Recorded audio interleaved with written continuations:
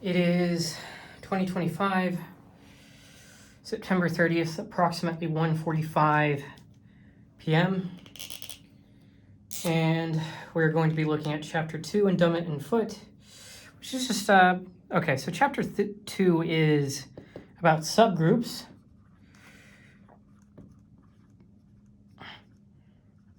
And we're going to be focusing right now on definition and examples.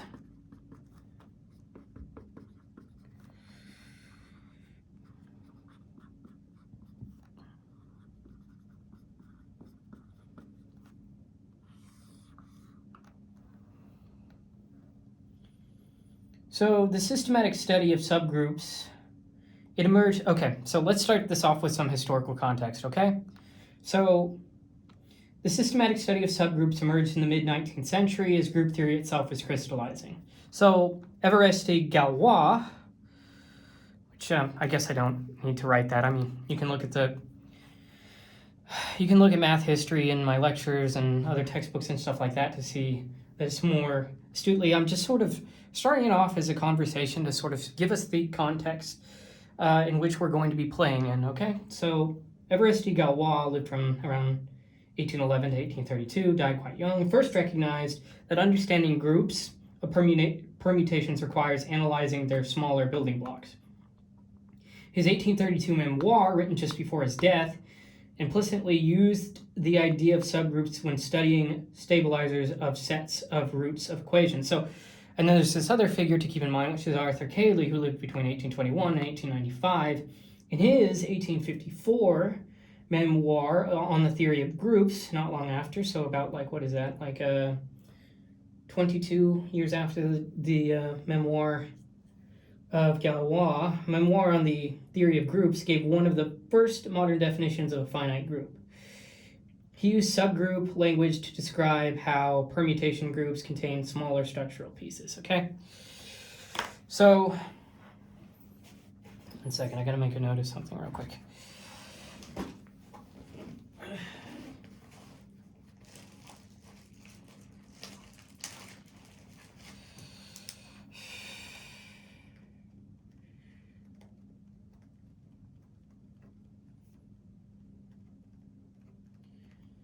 All right.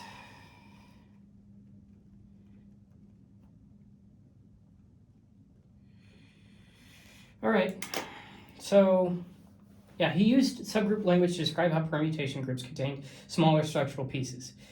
And by the 1870s, this guy by the name of Kernels Jordan, I believe his name is also on the Gauss-Jordan elimination process for matrices. I can't remember for certain, but by the 1870s, Kernels Jordan, born 1839, died in 1922, in his trait des substitutions et des equations algebraiques, which I might not be pronouncing well at all.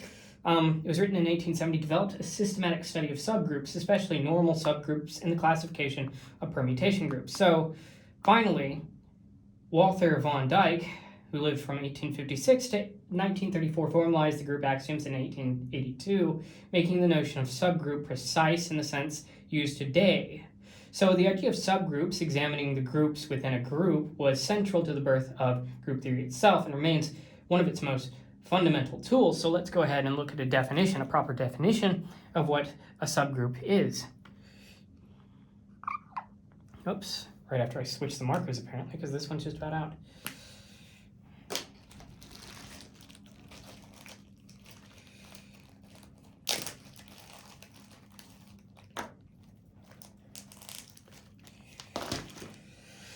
So,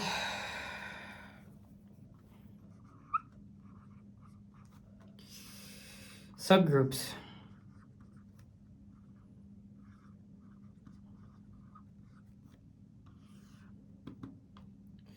Let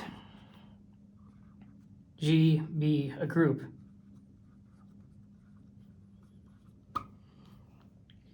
That's it. No.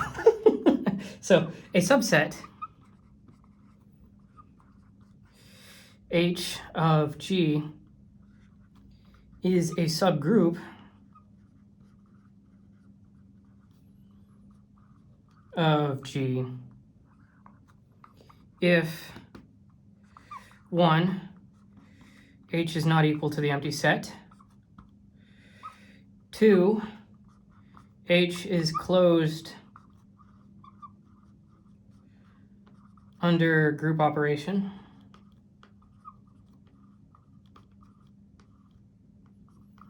So if xy is contained within H, then xy is contained, if x and y are both contained within H, then xy is contained within H. And then 3, H is closed under inverses. Okay. So for example, well, no. So in the abstract, if x is contained within H, then x inverse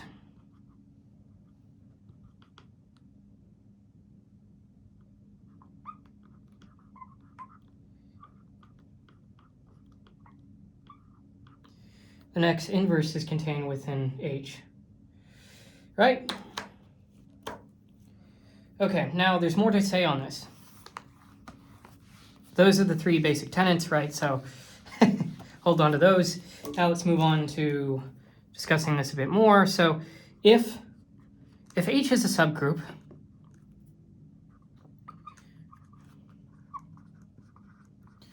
speaking notationally, what do? We write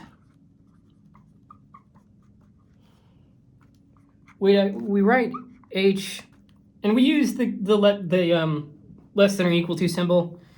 I don't know why. It's kind of like, there are very particular historical reasons that we use the equal sign, some of which is the fact that Britain dominated algebra for a bit, and they used the equal sign. So it's kind of like that. It's also like, it kind of looks like, what is it, like a mirror in a way, and and that was used in like this sort of the first show of equivalence, I think in China or India, if I'm not mistaken. It was in the East where like equivalence was first shown in the way that's analogous to a mirror.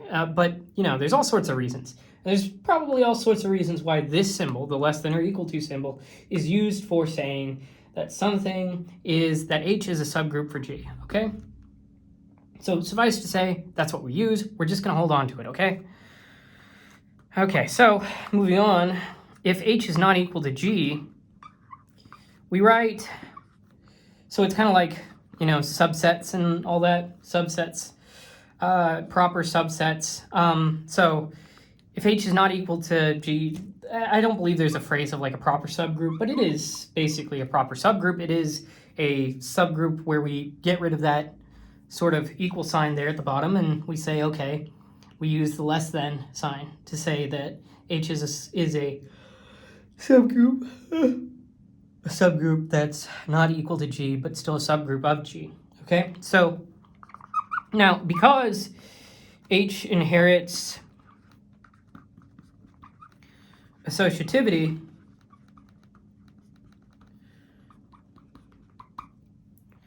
from G, and the identity and inverses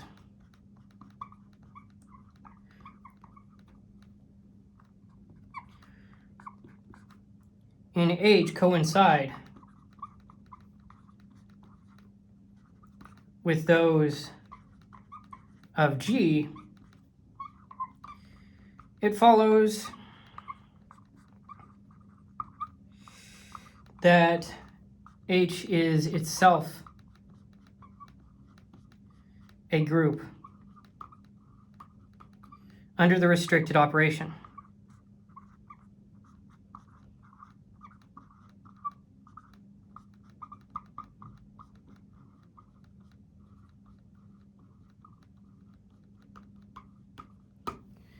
Okay, so let's move on and look at some examples of this, okay?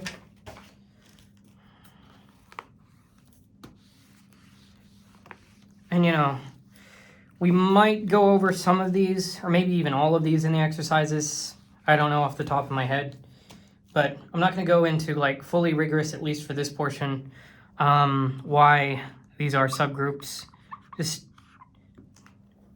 you know, this is more of an observation sort of thing, where it's just like, okay, look at these, see what you think. If you disagree, you know, look into it, see what you think, you know, that sort of thing. So the additive group over the integers, that's a subgroup of the rationals over the integers, which is a subgroup of the reals. I'm sorry, so the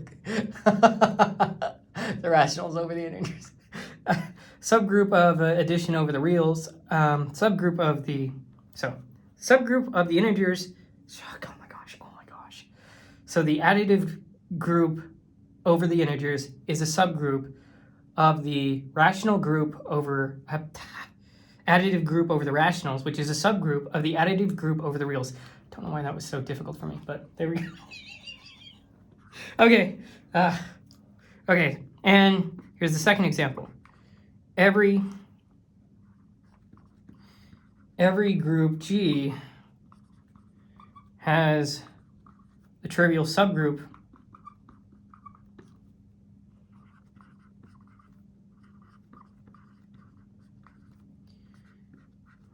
the identity, so the set of 1 in this case, and which is we're using that to represent the identity. Some just say it's E, okay? Well, let's just continue. And the improper subgroup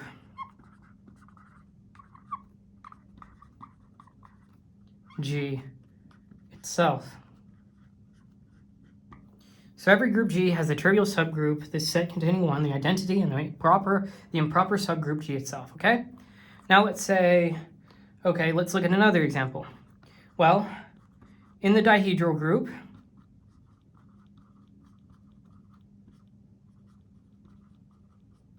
D sub 2n, which is equal to presentation generated by, the group generated by R and S, such that R to the n is equal to S squared, which is equal to 1, and RS is equal to R to the negative 1, okay?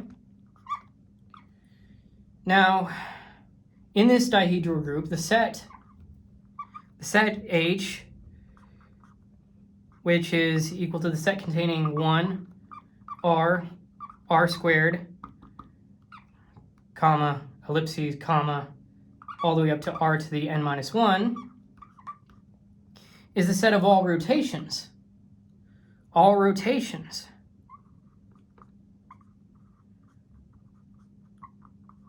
And it is a subgroup of order n.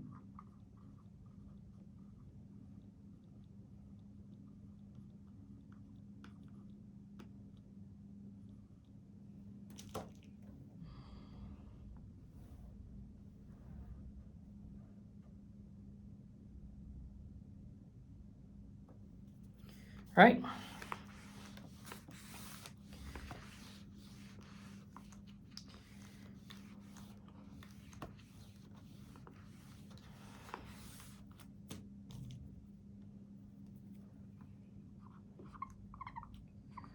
Even integers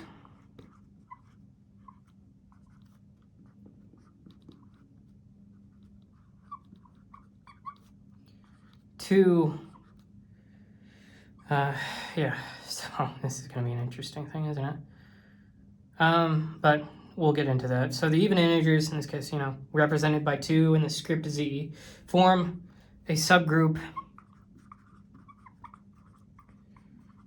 of the additive group over the integers. Right? So here's so we've looked at a few examples. Now let's look at a few non-examples.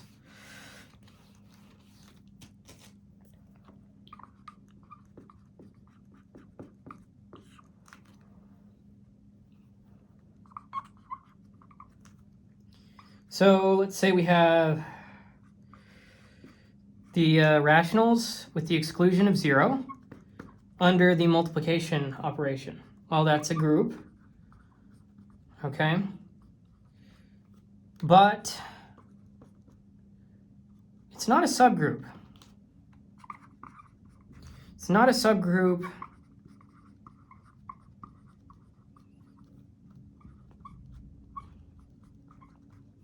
of addition over the reals. And this is because the operation is different.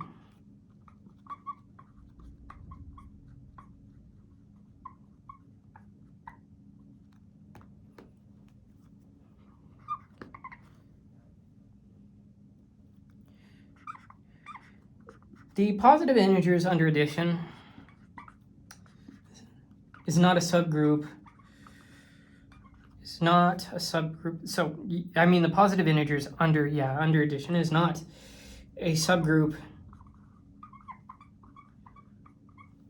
of the integers under addition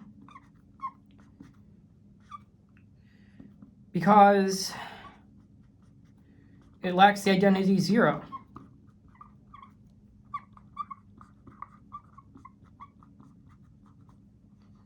And inverses.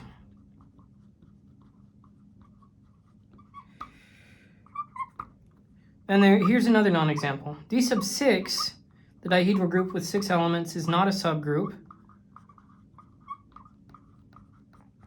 of D sub 5, dihedral group with 5 elements, because it's not even a subset.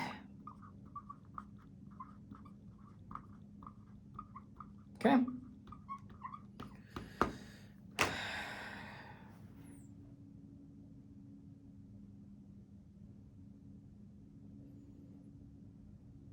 Now there is something to check subgroup axioms directly. Something to be said about that. But there is a single practical test that kind of covers it, and let's take a look at that. Well, let me make note of that first. So,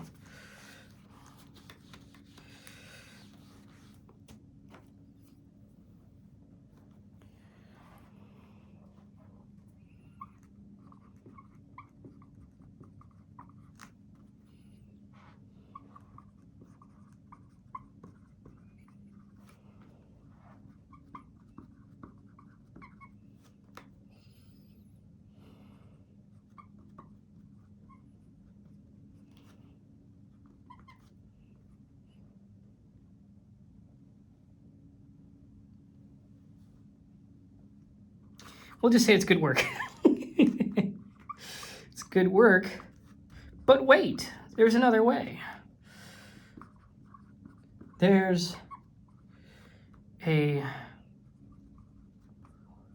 way to check with one simple test.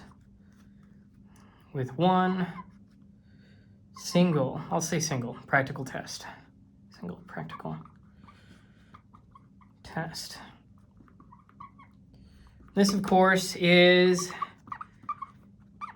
you probably could guess the name, subgroup criterion. I guess subgroup theorem would also be, but I mean, that could be a number of things, right? So, for the subgroup criterion, we say, okay, a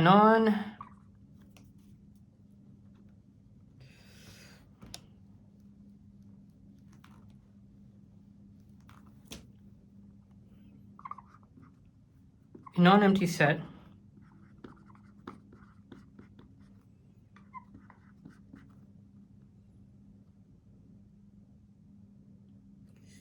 a non-empty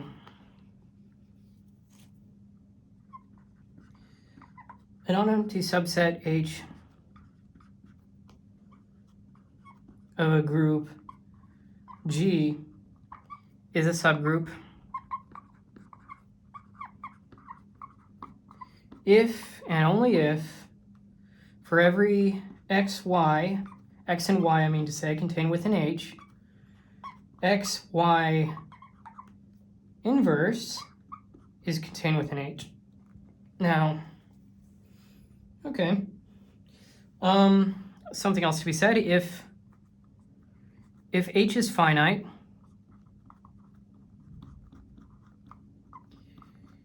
it suffices to check H is non-empty and closed under multiplication.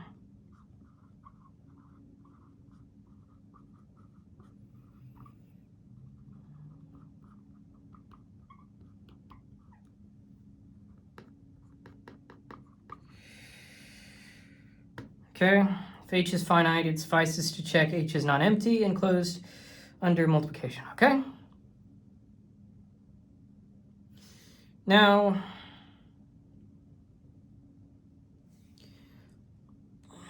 give me a moment. Let's look into the proof of this, okay? Proof sketch, proof actual.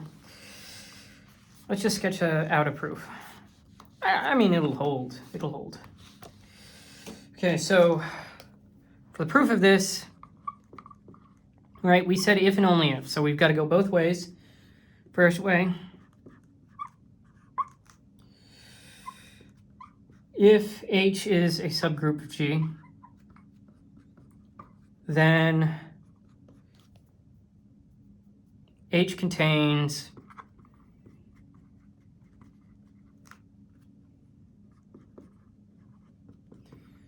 the identity and inverses.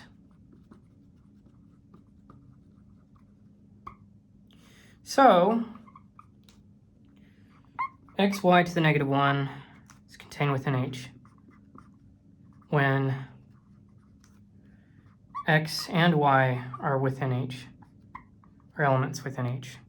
Okay, how about the other way? Okay, so let's assume H is not empty. Let's assume condition 2 holds. So what was condition 2? I'm already forgetting, goodness gracious. Condition 2 closed under the group operation, right? So, okay. And condition 2.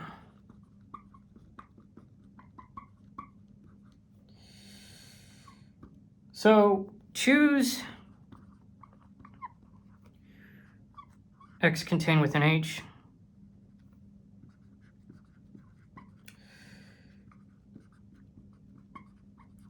And taking y is equal to x, we have x to the negative 1 is equal to 1 contained within H. Okay? Next, since 1 and x are contained within H, plugging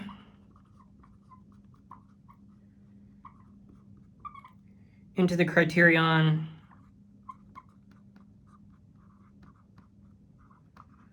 gives x inverse is also within H.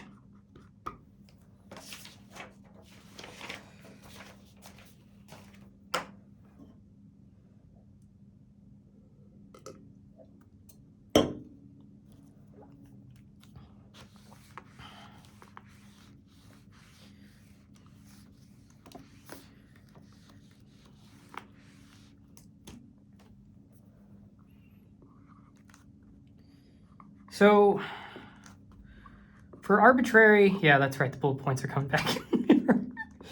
For arbitrary x and y in H, we know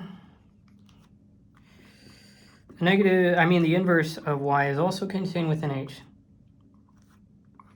So xy is equal to open parentheses x, close parentheses, open parentheses, y to the negative 1, close parentheses to the negative 1. That's also contained in H, okay? So what else can we say? Well, we can say that H is closed under products, which, this part is the harder part, right, in comparison to the other part. So products and inverses.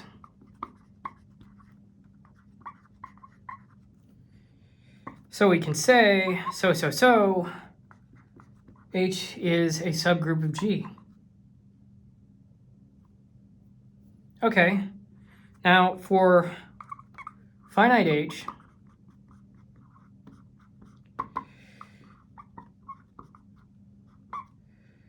pick X as an element of H. Now what else do we, let me move on to that. So we're picking X as an element of H. What do we say? Well, since the sequence x squared, comma, dot, dot, dot, must eventually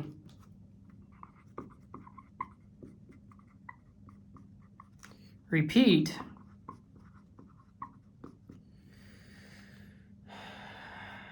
some power x to the n is equal to 1. Okay? Now, we can say x to the n minus 1 is equal to x to the minus 1 contained within H, right? So, and what does this prove? Well, this proves proving closure under inverses. Follows automatically. Well, follows from closure under multiplication.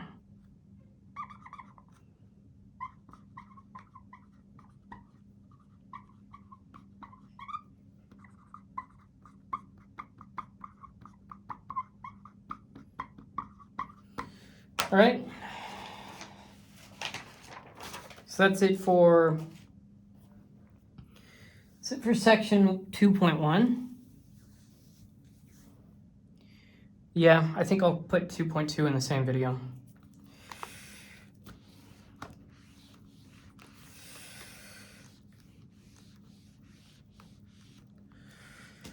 Okay, so 2.2 covers centralizers,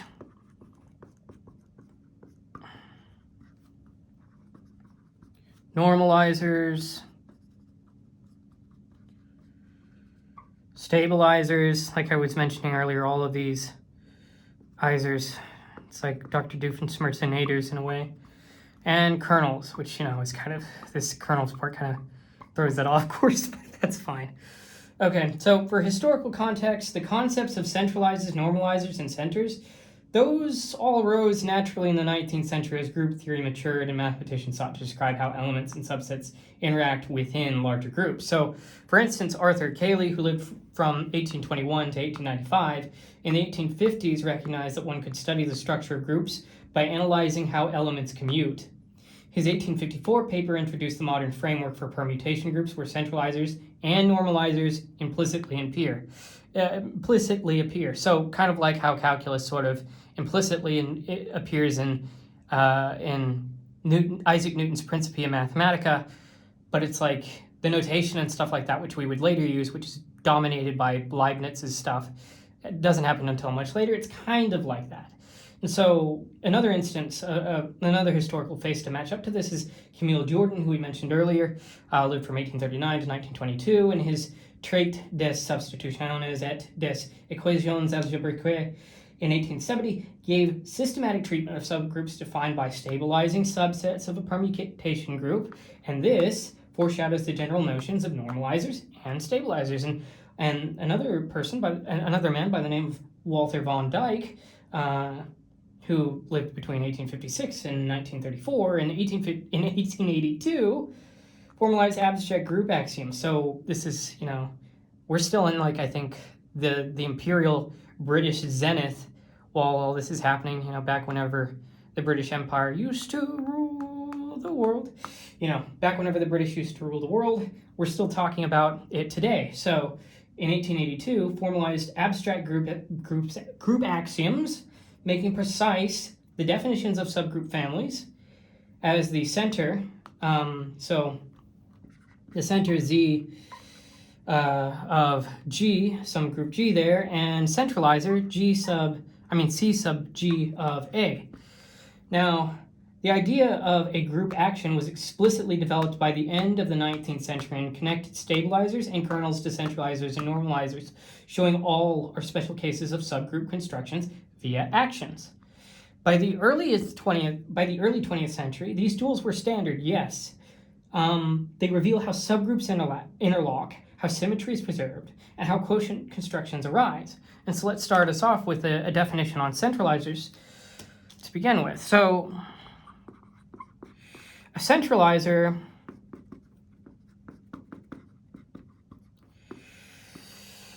so let's let A be a subset of G.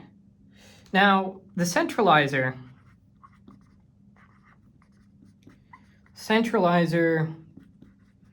of A in G is big C, so big G of big A, which is equal to the set containing little g within big G here, such that little g inverse is equal to A, little a, for all little a and big A.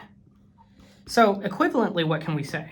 Well, if I can write fast enough, I can say the centralizer, C sub G of A, is the set of all little g in G that commute with every element of A. It kind of sounds like a commutator, but we're defining this. So with every element of A. All right. Well, let's move on to another definition. I've said a lot of words. I promised a lot of things with those words, and we're getting right to them, by golly. So, for this next definition, we're talking about the center. Not colloquially, algebraically, right? So the center, and not geometrically, right? Oh my gosh. I need to stop tickling myself with these. Okay, so the center of G, big G here, is notated big Z, non-script of big G, and that's equal to the set containing little g within big G, such that G, little gx is equal to x little g for all x within big G. And this set is actually equivalent to centralizer, C sub G of G. So the centralizer of G with regards to G, I think, is how I should phrase that. I could be wrong. Like, if my verbiage is off, please correct me, and all that sort of stuff that I've said earlier about anything that happens in these lectures. So let's move on to another definition, the normalizer. So for a subset of G, the normalizer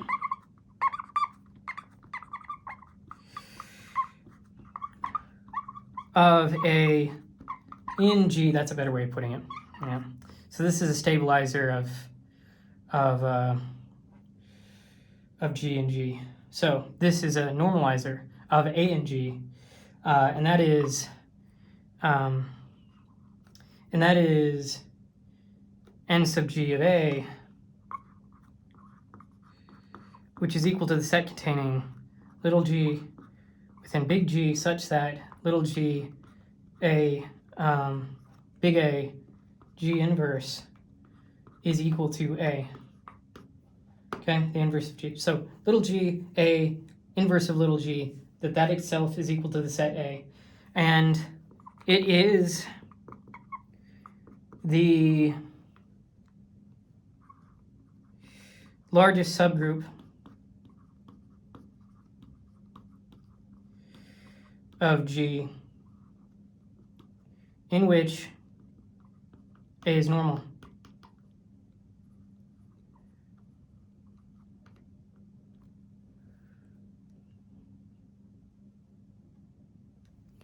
All right. So let's go on to another definition here. But wait, there's more, right? So and there ever so much is. And in this case, we're talking about the stabilizer.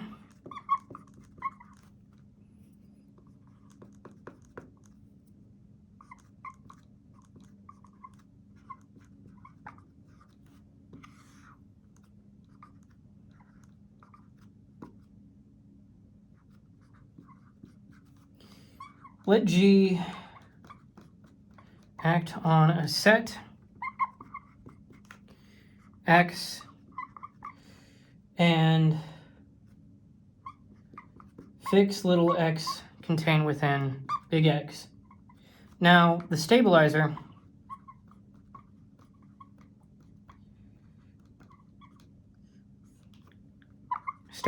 of X is, it's denoted by this stabbing thing, which is kind of funny. But, you know, you take a stab at it, you hold it in place, right? It's just, it's gruesome. It's brutal, but, I mean, it's a good way to, it's a way, certainly a way to remember it, right? So, stabilizer sub G of X, so stab sub G of X, stab some G of X, right? That's funny. But the stabilizer of X is this function where we say, okay, stab sub G of X is equal to the set containing G as an element of big G, little g as an element of big G here, such that little g dot x is equal, little x is equal to little x, okay? So that's the stabilizer. Now let's move on to the kernel of action. This is not a kernel that sits around. This is an active kernel. You know, it's like you see popcorn and you think, you know what? Those things move around a lot. Well, any one of those that's a kernel of action, well, that's what we're looking at here now. But if big G acts on big X, the kernel of action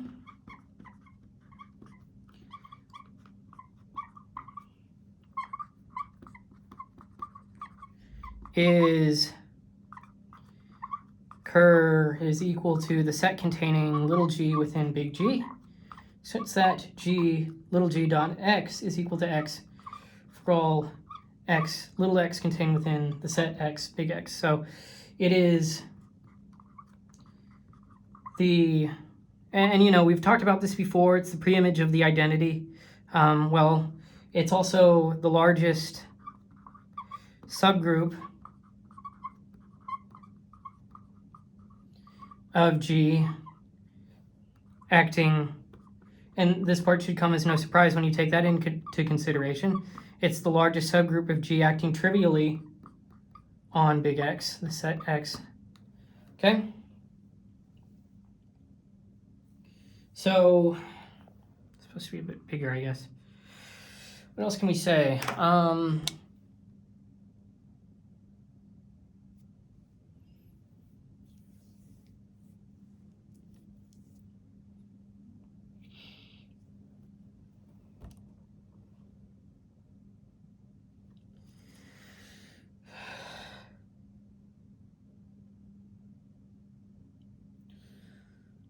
Well, let's move on to some propositions here. We have a ton of definitions befitting this section, right, which was just all names of things. So let's get into some propositions about those things we named. So, and defined. So here's the proposition. The centralizer of A in G is a subgroup of G, and the normalizer of A in G is a subgroup of G. In particular,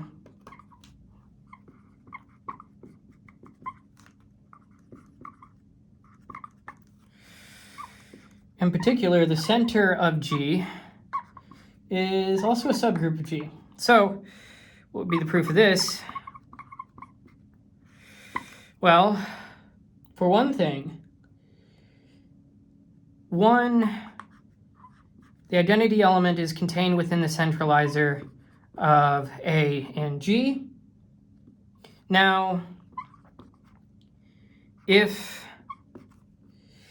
X and Y are contained within the centralizer of A and G, what else can we say? Well, we can say then the inverse of y is an element in the centralizer of A and G.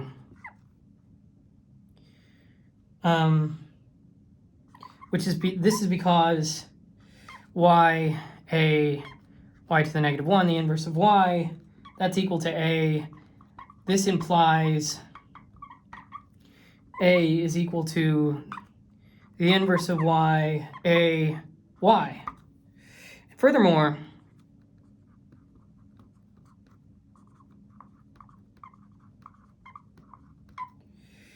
open parentheses, x, y, close parentheses, A, open parentheses, x, y, close parentheses to the negative 1 is equal to x, open parentheses, y, A, y to the negative 1, close parentheses, x to the negative 1. What is that equal to? Well, that's equal to x, A, x to the negative 1, which is equal to A. Okay? And what does that mean? Well, let me erase this and then we can get right onto it.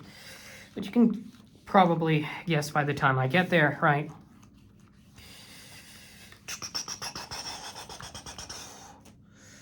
So what can we say?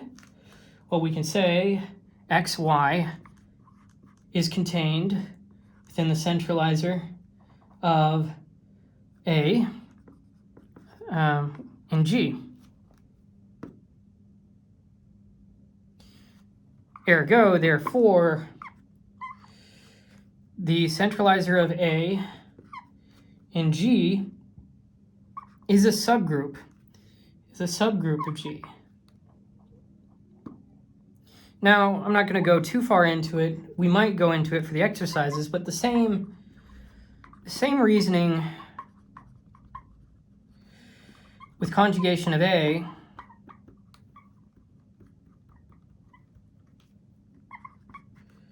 shows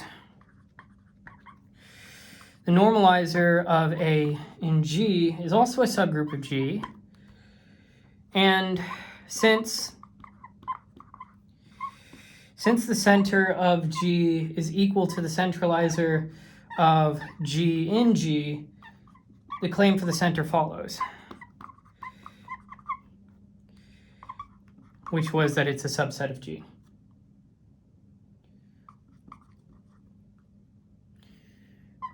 It's got to be like something involving German as to why we use Z for that, or I don't know. The center follows. Okay. All right, let's move on to the next proposition.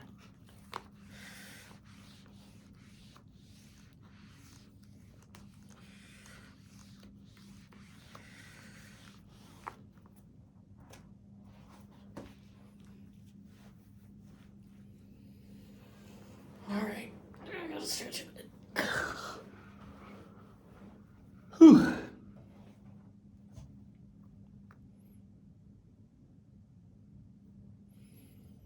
All right, here's another proposition.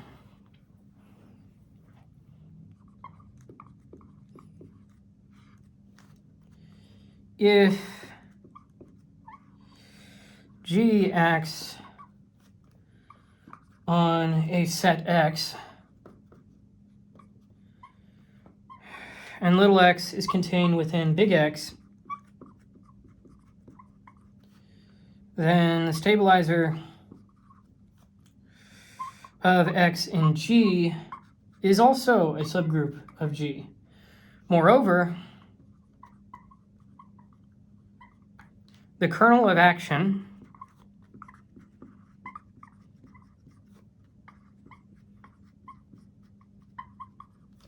is a subgroup of G.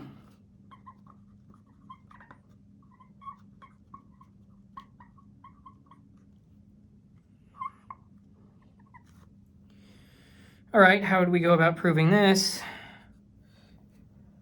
So, well, firstly, I'm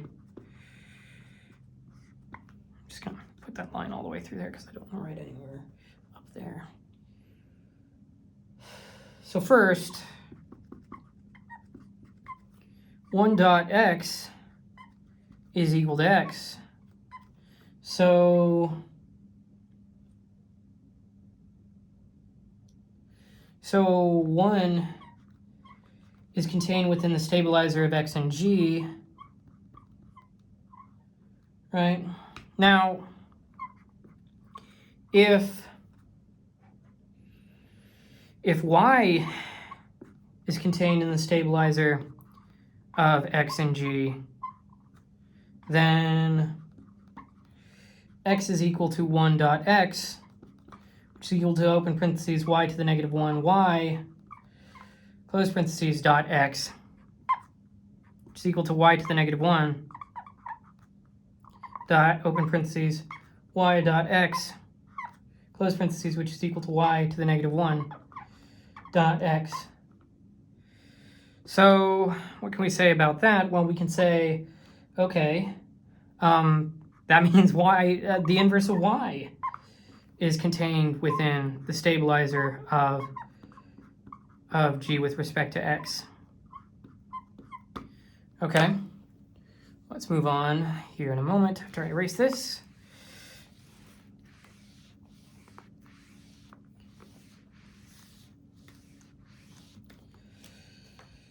Now,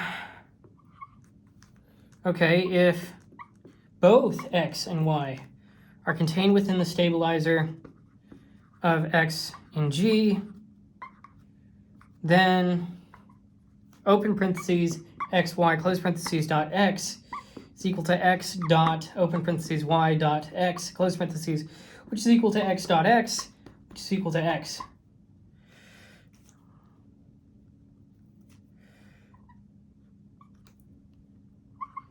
So xy is in the stabilizer of x and g. So x and y, I mean to say. No, xy. So the stabilizer of x and g is in fact a subgroup of g. Now, the same argument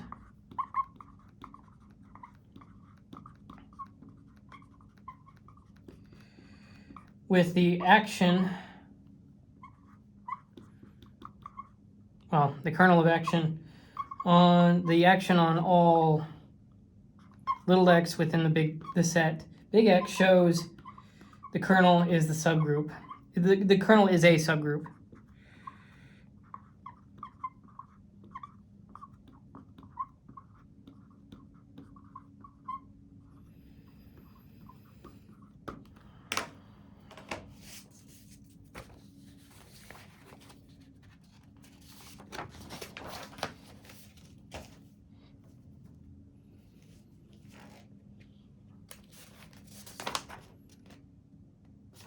Right? Now let's move on to some further examples of these notions. Well, this will be the first of these notions, really, because we've just sort of abstracted all of this out. But let's look at some more concrete examples of this. So, for one, if G is abelian,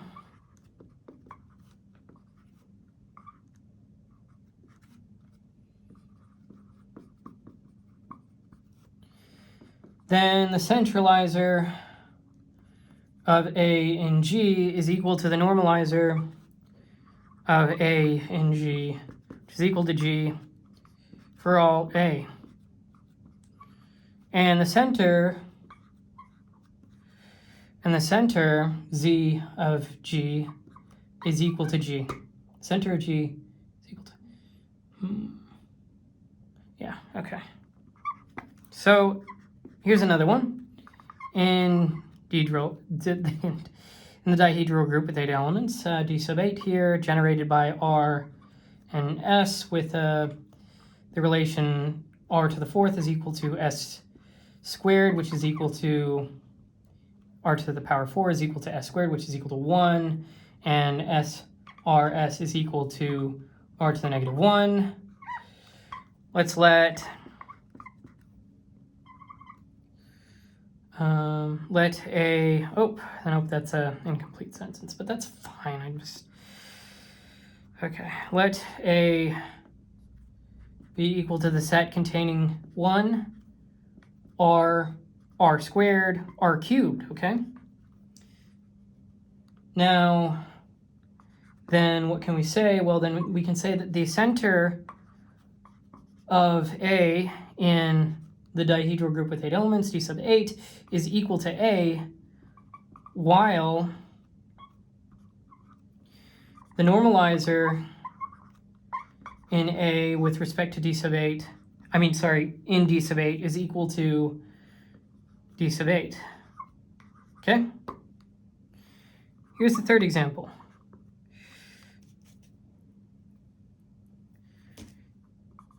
The center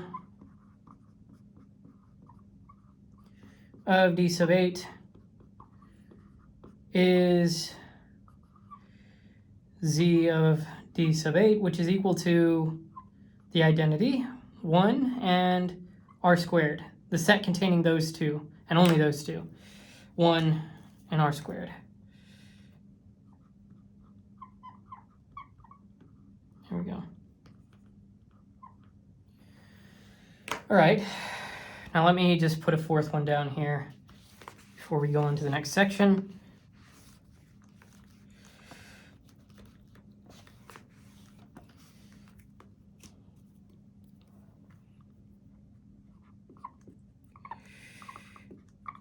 In S sub 3,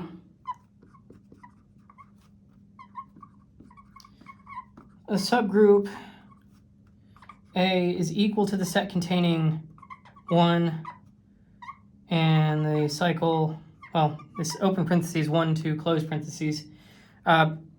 In S sub 3, this subgroup A, the set composed of 1 and open parentheses 1, 2, close parentheses, it satisfies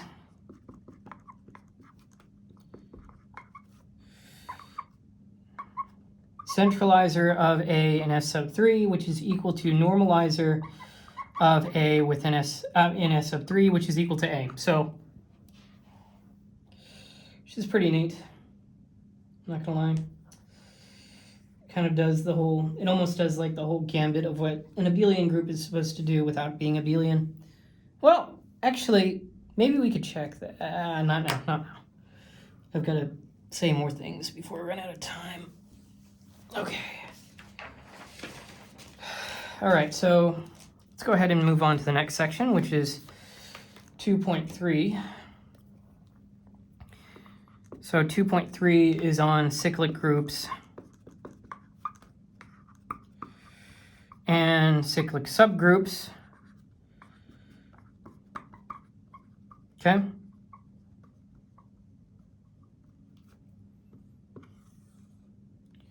So for historical context, the study of cyclic subgroups reaches back to the origins of groups theory itself.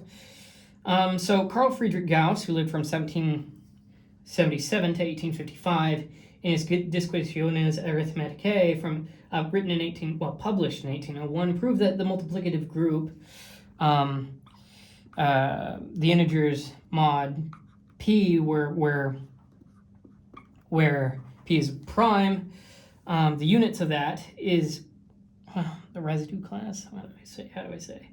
Well, yeah, this here is a cyclic 4 prime p.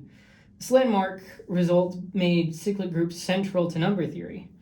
Now, our old friend who we mentioned earlier, Évariste Galois, who lived from 1811 to 1832, used cyclic subgroups to analyze how permutations act on the roots of equations, a cornerstone in the creation of Galois theory, which we'll get into later in the 1830s. Camille Jordan, who we mentioned earlier, lived from 1838 to 1922, and his 1870, Traité de Substitutiones formalized the systematic treatment of cyclic and abelian groups, showing their role as the simplest building blocks for finite group theory. Now here's another one, Richard Dedekind, who lived between 1831 and 1916, and others extended these ideas to infinite cyclic groups, isomorphic to the integers, anchoring them as the fundamental examples of groups of infinite order. So, cyclic groups, either finite or infinite, became the prototype for understanding both the structure and the classification of groups. So, without further ado, let's get into the definitions that lie therein. So first off, for a cyclic group, what can we say about our good old friend cyclic group? Well, a group H is cyclic if there exists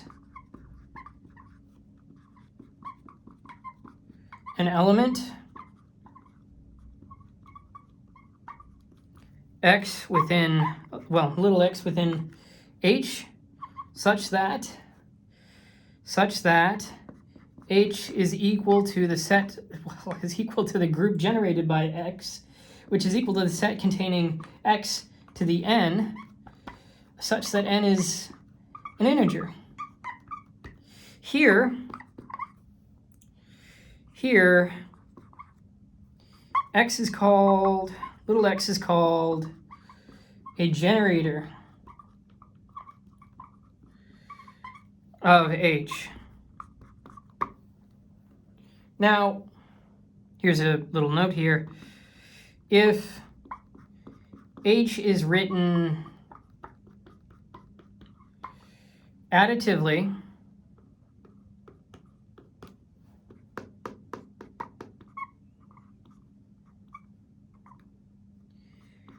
then H is equal to the set containing nx such that n is contained within the integers.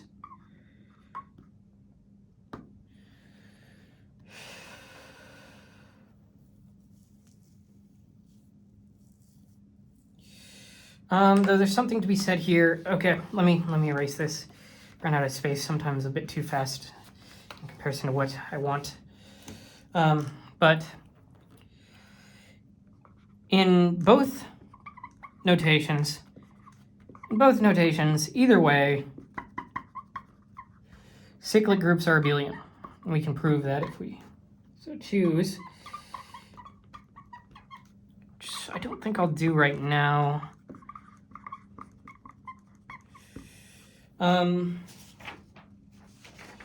Not yet. So for now, let's just talk about examples to sort of grasp this a bit more concretely. So for one, the integers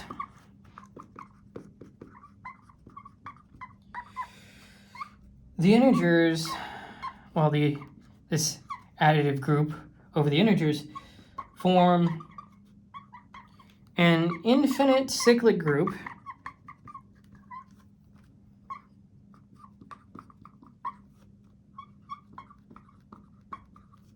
generated by 1 or by -1.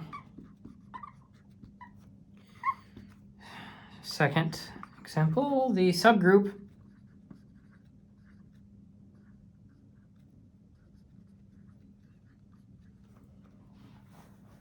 of rotations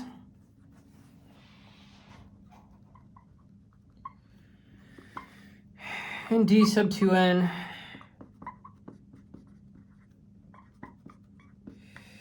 is the cyclic group R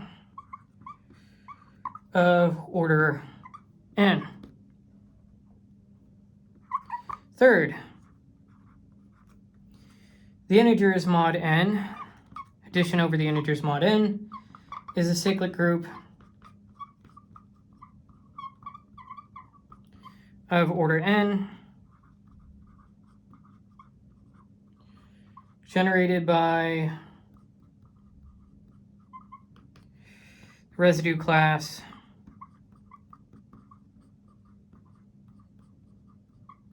one. Well, open bracket 1, close bracket, right? All right. Now let's discuss some of the basic properties via proposition and theorem about cyclic groups.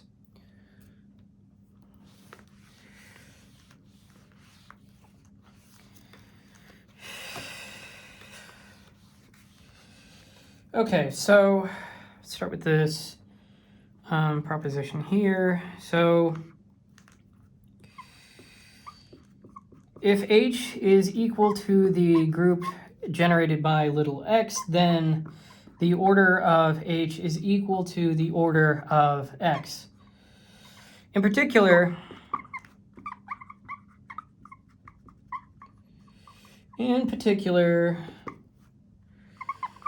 for the first part, if the order of h is equal to some n which is less than infinity, so it's finite, then h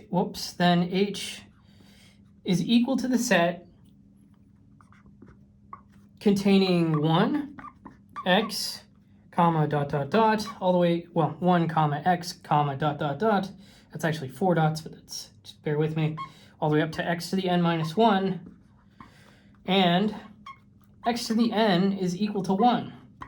Now, let's look at part 2 here. If the order of h is infinite, if the order of h is equal to infinity, then we have that x to the a is not equal to x to the b whenever a is not equal to b.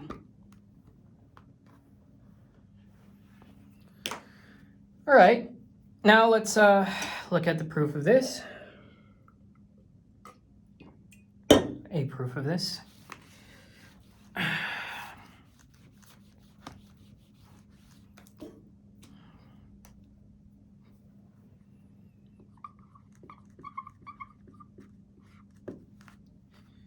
So, if the order of x is equal to n, and that itself is less than infinity, so it's finite, so we're looking at the finite case, then 1, comma, x, comma, dot, dot, dot, all the way up to, comma, x to the n negative 1, x to the n negative 1 are distinct. And any x to the m reduces by division to one of these. It's not the most rigorous of proofs, but we'll let it hold for now since this is more just we're looking at these things. We'll get into that a bit more so. I mean, it still holds, right? Like I keep saying that, but it's just, and any x of n reduces by division to one of these, okay? So let's say, now let's look at the infinite case. Now, if the order of x is equal to infinity, then x to the a is equal to x to the b would give,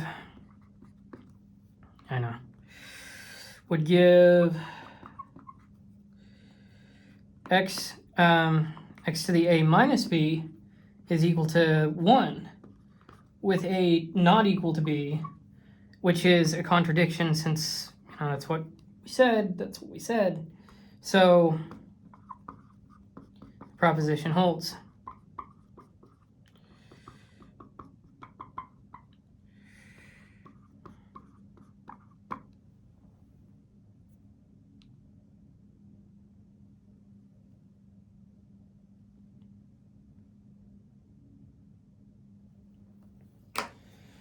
All right, now let's go and look at some let's classify these. Let's classify these cyclic groups with a handy-dandy theorem on it. So classification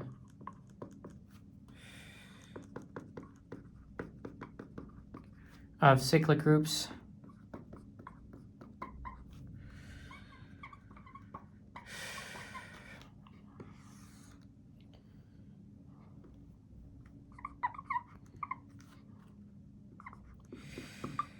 So for the first part, every finite, let's see how this is going to be classified, right? But every finite cycle group of order n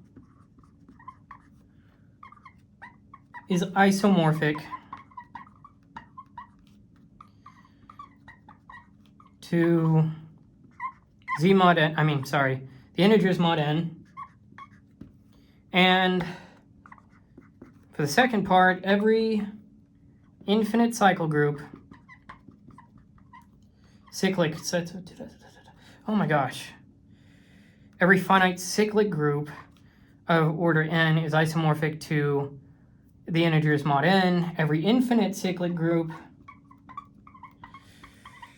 is isomorphic to the integers. Right? Okay, let's show that.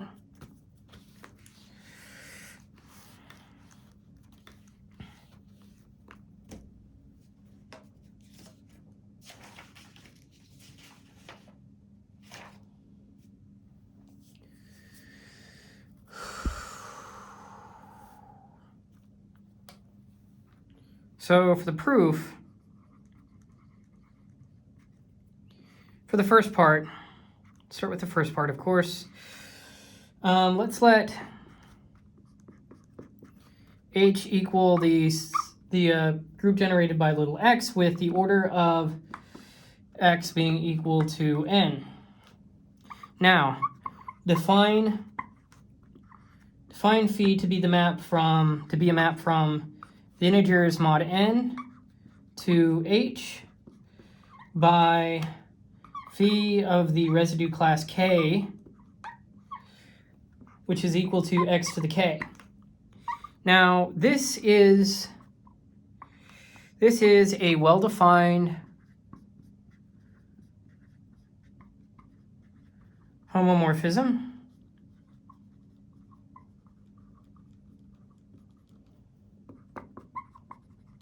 Surjective by definition.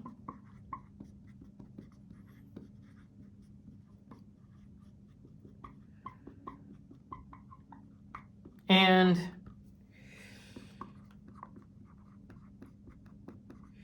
injective because x to the k is equal to 1 if and only if n divides k. So this is an isomorphism.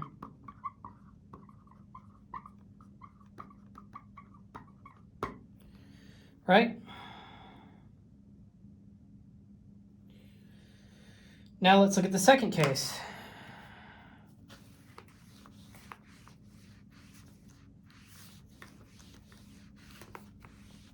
Looking at the second case, if H is equal to group generated by x with the order of x being equal to infinity, then define phi to be the map from the integers to h by phi of k is equal to x to the k. Now, this is bijective. This is bijective. We can look further into that, but for now we're not really doing that. But we'll just say, hence, an isomorphism. We've kind of already looked at this. An example of a function like this that's isomorphic, which isn't saying it's the same thing. It's just, we've looked at something that was, we proved something that was shown in a specific case that's like this, and so we should be able to prove it more outright. But for now, we're just sort of moving along, looking at these sections. Sort of an overview is what lectures are in a way. So, so let's overview orders and generators now. And in context of cyclic groups and cyclic subgroups, okay? So here's a proposition. Let x be contained in G, let x be an element of G. For the first part, if the order of x is equal to infinity, which is the first, letting infinity go first, then the order of x to the a is equal to infinity for any a not equal to 0. Now, if the order of x is equal to n, which is less than infinity, then the order of x to the a is equal to n over the GCD of n and a. right.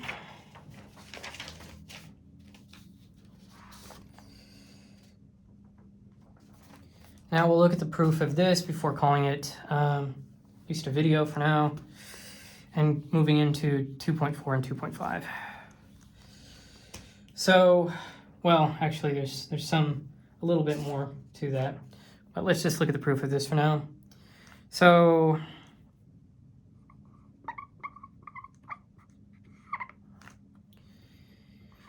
for the first part, if the order of x is infinite, so if the order of x is equal to infinity, but the order of x to the a is equal to some m which is less than infinity, then open parentheses x to the a, close parentheses to the m is equal to 1. So x to the am is equal to 1. This contradicts the infinite order of x.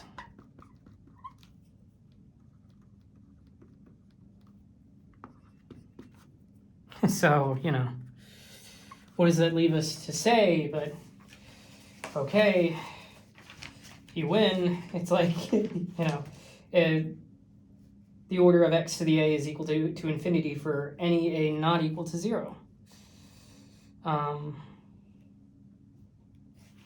Because if we take a to equal 0, of course, you know, we get a contradiction. So let's move on to the second part. So if the order of h is equal to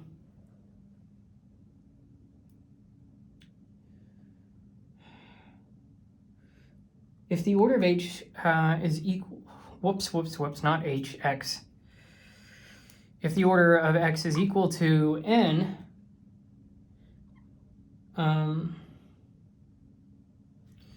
which, you know, is less than infinity,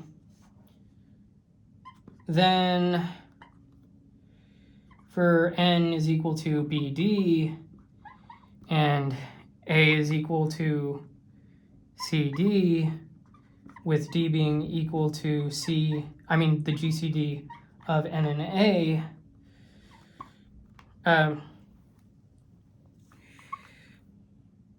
then for n is equal to bd and a is equal to cd with d equal to the GCD of n and a, we have open parentheses x to the a, close parentheses b is equal to x to the a b, which is equal to x to the c d b, which is equal to open parentheses x to the n, close parentheses to the c, which is equal to 1. So so the order of x to the a divides b, which is equal to n divided by d. And so by minimality of the order,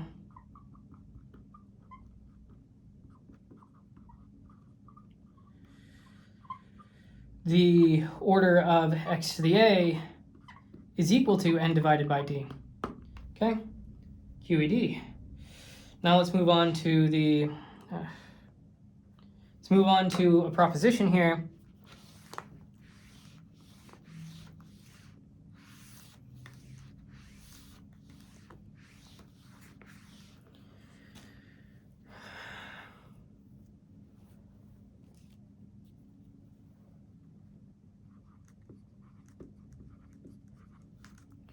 So if H is equal to the group generated by X has order n, then X to the A generates H if and only if the GCD of A and N is equal to 1. In particular,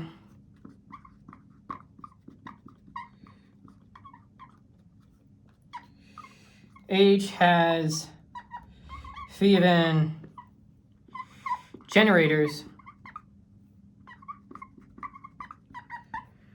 with phi, sorry, I'll say where phi is Euler's totient function, which we got into for the preliminaries a lot more. But yeah, we got into that a lot for the preliminaries, is what I mean to say. Not a lot more, because we're not comparing it to anything. I mean, I guess a lot more than what we're looking at on average. It's like, of course, because that was a specific case where Euler's totient function would be prevalently relevant, I guess you could say. But so let's look at a proof of this.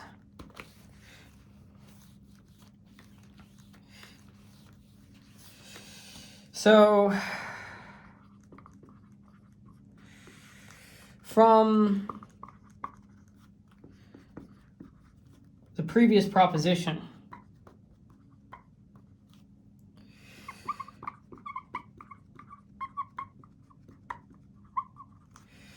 the order of x to the a is equal to n divided by the GCD of n and a. This equals n if and only if the GCD of a and n is equal to 1. Okay? Yes, so how would I say this?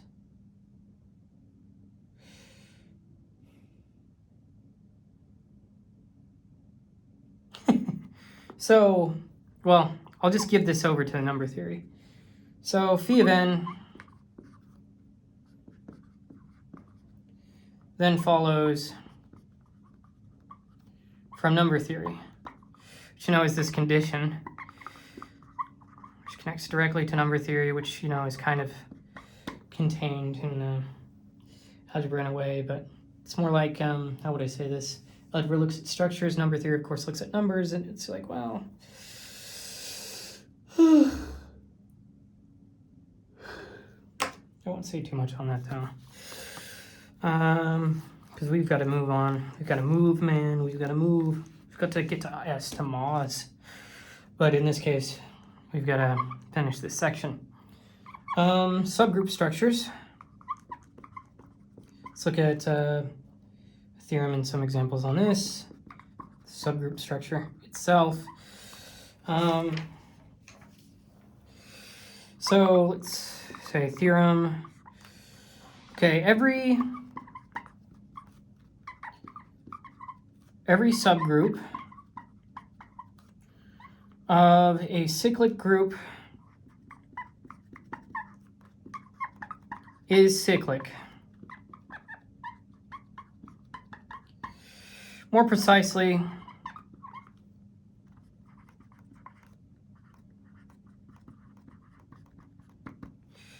for one, if the order of H is equal to infinity, then subgroups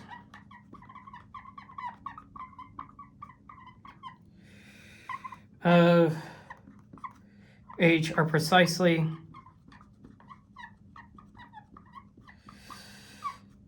the group generated by x to the m for m greater than or equal to 0. All right. Now how about the finite case? Well, if the, oh goodness, okay, I'm gonna have to get some space. Need space, we need closure. Just all sorts of troubling things in the empire. No, but for the second part, if the order of H is equal to n less than infinity, so if it's finite, then for each divisor,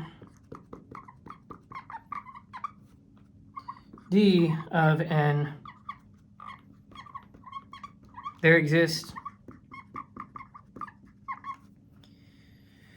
a unique subgroup of order d, namely that group generated by x to the n divided by d. All right. Now let's look at the proof of this before I move on to some examples.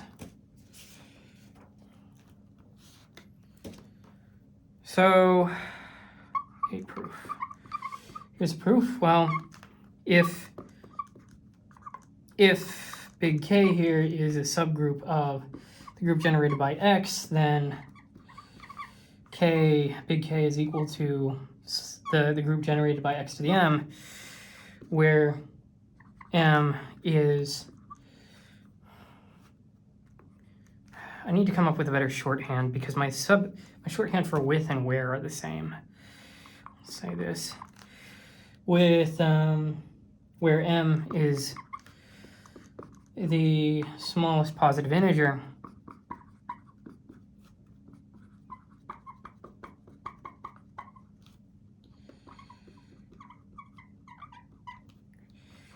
with x to the m contained as an element within K. Now, in the finite case,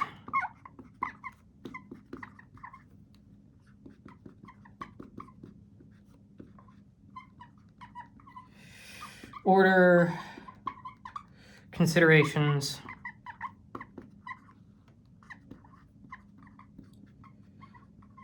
force the order of K to be equal to n divided by t. There's more into that, but, you know, later. Some divisor d of n giving uniqueness.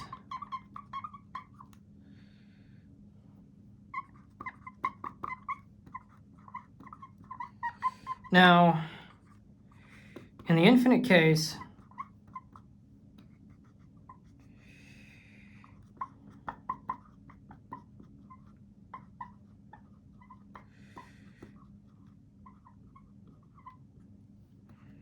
the subgroups correspond bijectively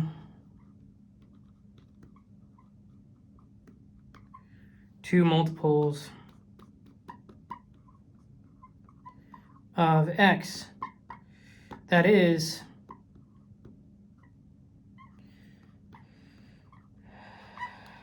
the group generated by x to the m. All right, now let's take a look at some examples real quick of what we're talking about, carried out into a more concrete fashion, a calculative, as I used to call it. Let's call them examples for now. I think it's easier to say, well, let's say examples, calculate, yeah. Yeah, okay, there's definitely syllabically, I guess, syllabically. It's a lot easier to say one over the other, but not a lot, but just enough. So in the integers mod 12 under addition, this additive group here, the generators are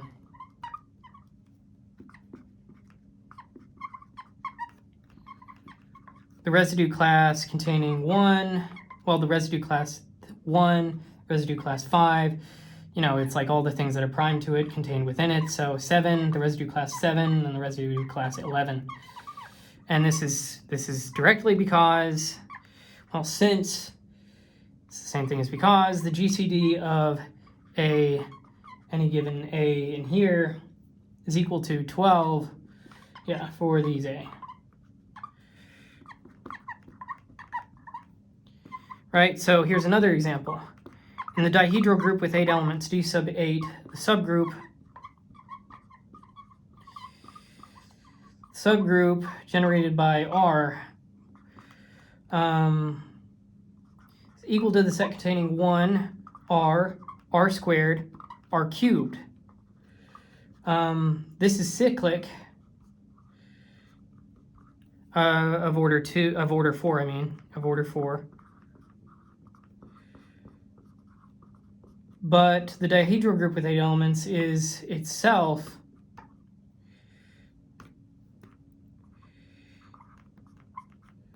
not cyclic since it's not abelian. Well, it's non-abelian. Let's say that. It's non-abelian. That sounds cooler than just saying it's not abelian, right? It's non-abelian.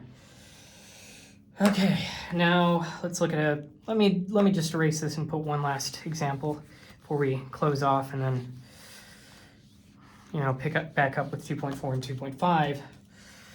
Here's the third example. In the integers, in the additive group of the integers, so integers under addition, the subgroups are exactly